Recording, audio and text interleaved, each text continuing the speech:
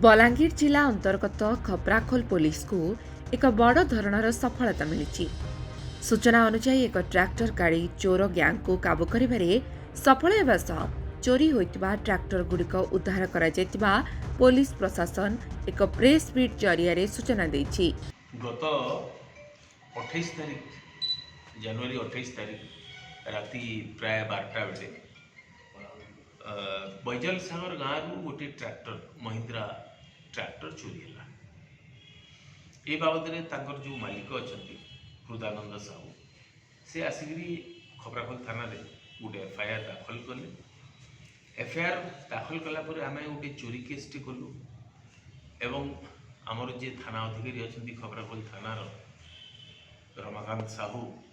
तांको नेतृत्व रे एक टीम फॉर्मेशन कराला एवं तदंत रे अति अल्प समय भितर आम प्राय 36 घंटा मध्य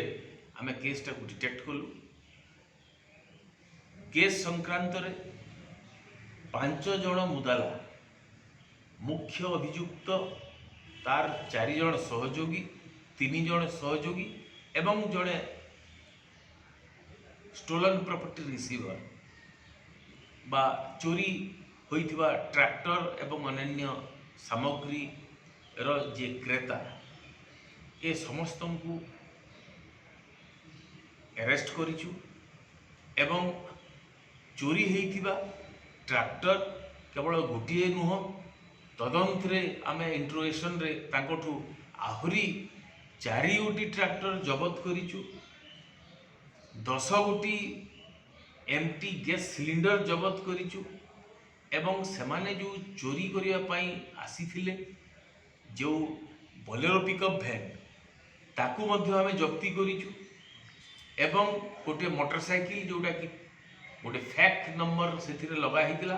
पैशन प्रो मोटरसाइकिल थिला से गोटे फैक्ट नंबर लगा हितिला जोटा कि सीडी डिलक्स रो बाहरुची एवं ए सब को जब्ती करी वर्तमान आज